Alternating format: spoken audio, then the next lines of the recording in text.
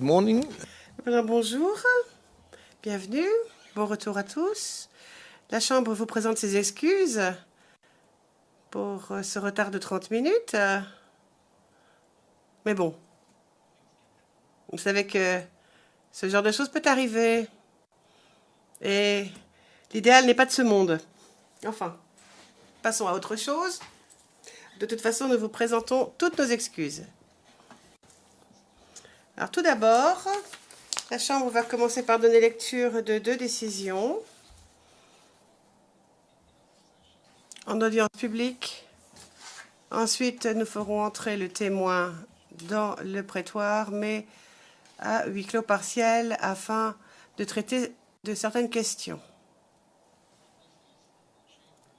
Donc, décision orale de la Chambre concernant les écritures confidentielles ex parte 868 et 871, présentées respectivement par le procureur et le représentant légal des victimes. Étant donné que la décision touchait la divulgation de documents portant sur le témoignage de P433, le dispositif de la décision et l'ordonnance aux fins de divulguer les documents pertinents aux équipes de la défense ont été communiqués par la Chambre au bureau du procureur et au LRV par courriel le 20 avril 2017. Le bureau du procureur a saisi la Chambre par le biais d'une écriture ex parte confidentielle et portant sur l'objection du représentant légal des victimes visant la divulgation à la défense d'un rapport d'enquêteur concernant le témoin 433 qui dispose d'un statut double. Le LRV a répondu le 7 avril et le procureur a répondu le 19 avril 2017 après avoir reçu l'autorisation de la Chambre pour ce faire. Ayant lu le rapport et étudié les arguments des parties, la Chambre considère que le rapport doit être divulgué à la défense, et ce, en totalité et sans expurgation. Comme la Chambre l'a déjà dit, les informations portant sur les contacts entre témoins et ou victimes et ou autres témoins ou victimes est utile pour la défense et essentiel pour qu'il puisse se préparer au sens de la règle 77 du règlement de procédure et de preuve, y compris aux fins d'évaluation de la crédibilité et, par ces motifs, doit donc être divulgué. La Chambre n'est pas convaincue que le contenu du dit rapport, et plus particulièrement les communications entre le témoin 0433 et l'assistant du LRV sur le terrain, pourrait être couvert par ce que l'on appelle la relation privilégiée entre un avocat et son client. En effet, dans le rapport, il n'y a aucun détail important sur le contenu de discussion de ce type. Cette conclusion est telle que la Chambre, de ce fait, n'a plus à analyser la nature du rôle joué par l'assistant du LRV ou, comme le prétend le procureur, le fait que le témoin P433 aurait renoncé à ce type de privilège. En effet, même si les communications étaient privilégiées, rien d'important ne sera révélé si l'on divulgue le rapport à la défense. La Chambre n'est pas non plus convaincue qu'en divulguant le rapport à la défense, on risque de divulguer des informations sur les méthodes de travail des LRV qui pourraient entraîner des risques en matière de sécurité. L'identité de l'assistant du LRV sur le terrain ainsi que le rôle que cette personne joue sont de notoriété publique et aucune information vraiment sensible n'apparaît dans le rapport. La Chambre a pris note des inquiétudes du LRV en ce qui concerne la divulgation de certains aspects spécifiques de l'interaction entre le témoin P433 et l'assistant sur le terrain. Cela dit, de l'avis de la Chambre, ces préoccupations, qui peuvent éventuellement exister en ce qui concerne une divulgation au public, ne garantissent pas que l'on empêche la défense à avoir ces informations, puisque la défense de toute façon est tenue à la confidentialité. Et la Chambre considère que ces inquiétudes pourraient bien mieux être traitées en parlant du rapport et de tout ce qui s'y réfère lors d'une séance à huis clos partielle, le cas échéant et si nécessaire. La Chambre a remarqué aussi quels étaient les arguments de l'ULRV, qui considère que le rapport ne reflète pas vraiment ce qui s'est passé et que le procureur aurait enfreint le protocole portant sur les contacts avec les témoins à double statut. Aucune circonstance néanmoins ne permet de justifier que l'on empêche la défense d'avoir accès au rapport et ne justifie non plus que les obligations de divulgation du procureur soient modifiées. Le LRV pourra de toute façon poser des questions aux témoins dans le prétoire, si bien sûr il est fait droit à sa demande de le faire, et pourra aussi traiter du contenu du rapport si elle considère que c'est utile. Et pour ces raisons, et d'ailleurs, le LRV est autorisé à poser des questions pour ce témoin et le témoin suivant, puisque la Chambre vient d'en décider.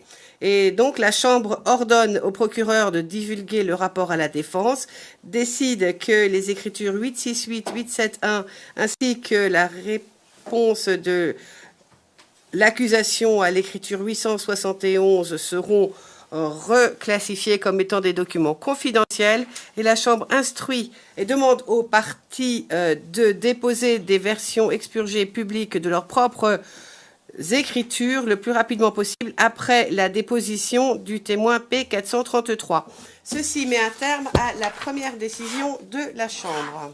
Mais nous en avons une autre à lire et qui porte sur la demande de l'accusation, enfin, d'avoir des mesures de protection et ou des mesures spéciales.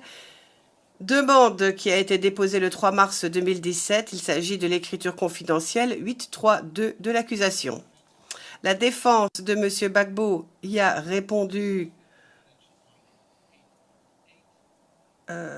avec une écriture confidentielle 848 et la défense de M. Bégoudé a déposé sa propre écriture confidentielle 851 et la LRV, elle, a répondu avec une écriture aussi confidentielle 850. La Chambre fait remarquer que la demande de l'accusation au fin d'avoir une modification dans l'ordre de comparution de l'un des témoins afin qu'il comparaisse plus tard. Il s'agit du témoin 502.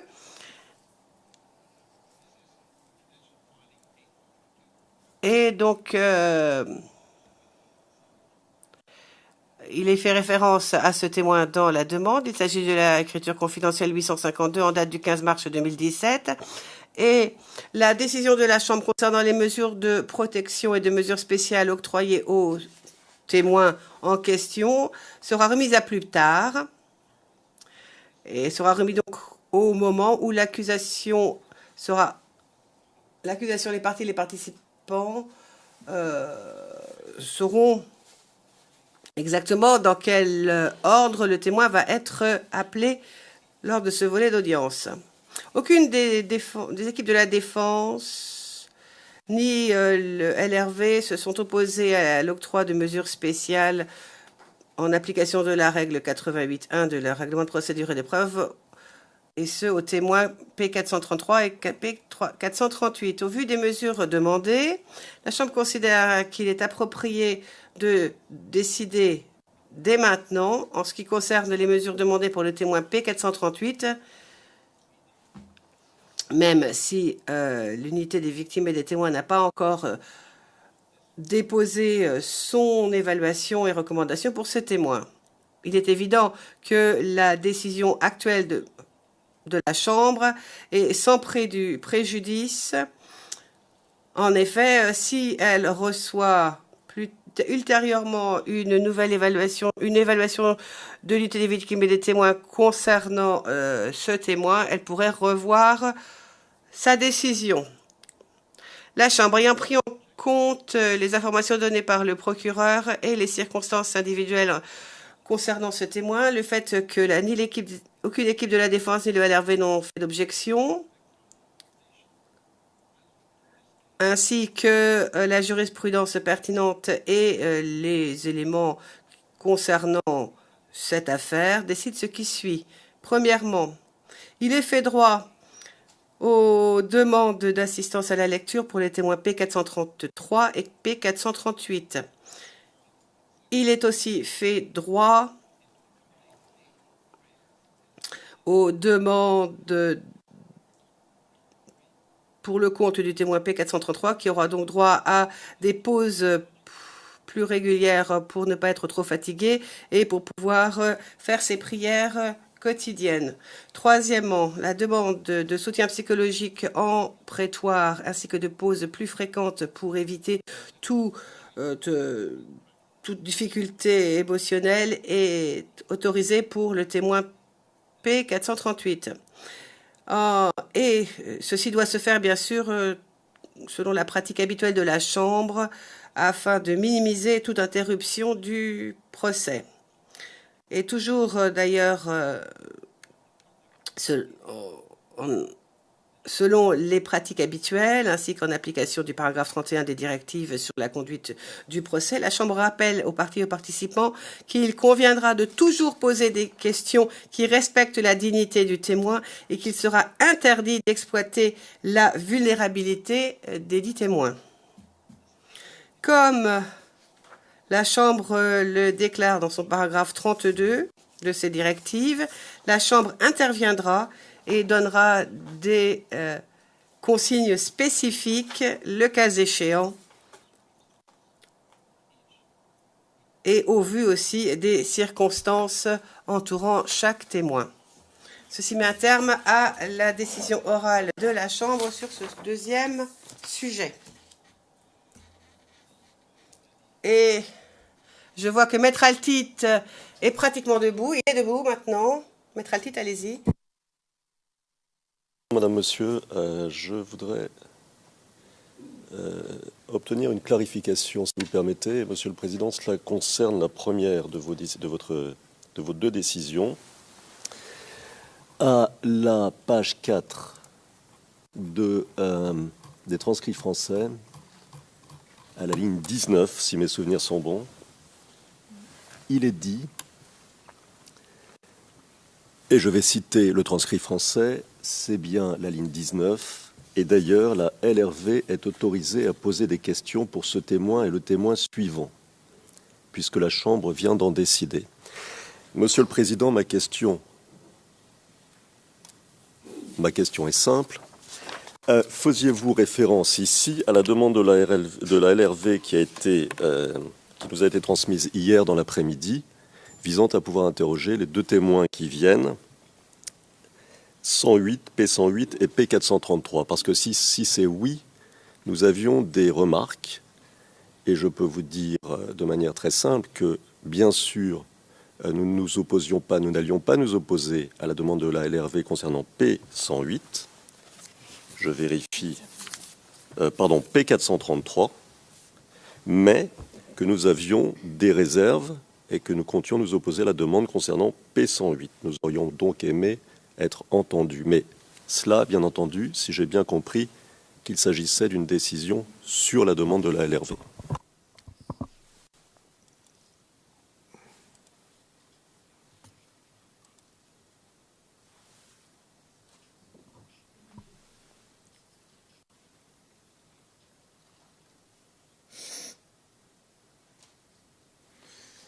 To which one do you oppose? Vous vous opposez à quoi exactement? Il y en a une où vous vous opposez et l'autre où vous ne vous opposez pas? Nous ne nous opposons pas à la demande de la représentante des victimes concernant P433, dans la mesure où les thèmes qui seront abordés par la représentante n'auraient pas été abordés lors de l'interrogatoire principal, puisqu'il s'agit d'une victime admise à participer à la procédure et que la représentante représente cette victime. En revanche, nous nous opposons à ce qu'elle puisse interroger P108 parce que le cas de figure est tout à fait différent. P108 n'est pas une victime autorisée à participer à la procédure et n'est pas une victime alléguée d'un des incidents qui sont invoqués par le procureur. Alors, pour contourner la difficulté, la représentante des victimes indique qu'elle pourrait l'interroger parce que ce témoin témoignera à propos de crimes et du préjudice dont il a souffert pendant les 25, 26, 27, 28 février 2011 et les incidents du 12 avril 2011.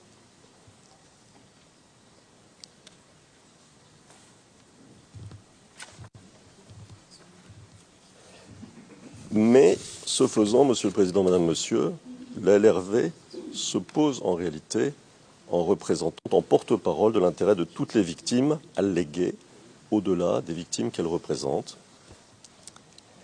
Or, la défense relève que la RLV a bien insisté lors de ses déclarations d'ouverture pour dire que son mandat était uniquement de représentant les victimes autorisées à participer à la procédure. P108 n'en fait pas partie, ni, a fortiori, les personnes que P108 a mentionnées dans sa déclaration ou dans ses déclarations. C'est la raison pour laquelle nous nous opposons, ou nous nous serions opposés à la demande de la RLV concernant P108. So if I understand well, Donc, si je vous ai bien compris, pour une raison formelle et non pas une raison de fond, donc une raison de forme, vous vous opposez. C'est pour la forme, enfin par l'esprit par rapport à la lettre, quoi. Si je puis répondre, Monsieur le Président, c'est-à-dire que P433 est une victime autorisée à participer à la procédure et est représentée par le représentant des victimes, et ce n'est pas le cas de P108.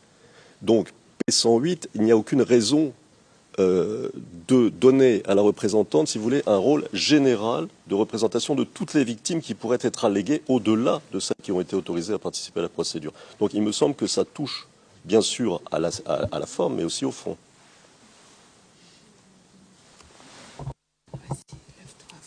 well, we understand each other. Je crois que nous nous comprenons. Moi, je vois plutôt le côté lettre plutôt que l'esprit, plutôt le côté esprit, vous dans l'autre sens, mais bon. Maître Zoukou? L'équipe de Charles Blé Goudet se joint à la demande de Maître Altit. On ne fera pas de plus ample développement parce que nous partageons entièrement aussi bien la lettre que le fond de ce qu'il vient de soumettre à la Chambre.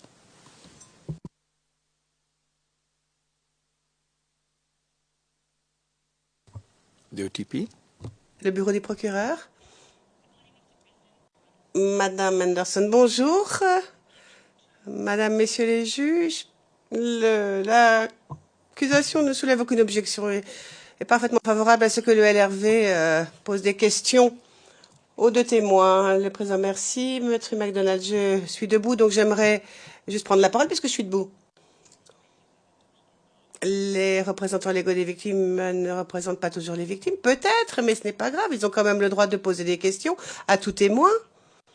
Et ceci, d'ailleurs, est entre les mains de la Chambre. C'est vous qui avez le pouvoir discrétionnaire pour le faire. Et la jurisprudence le montre bien, d'ailleurs. Merci, le Président. Les représentants légaux des victimes. Madame Massida, merci. Très rapidement.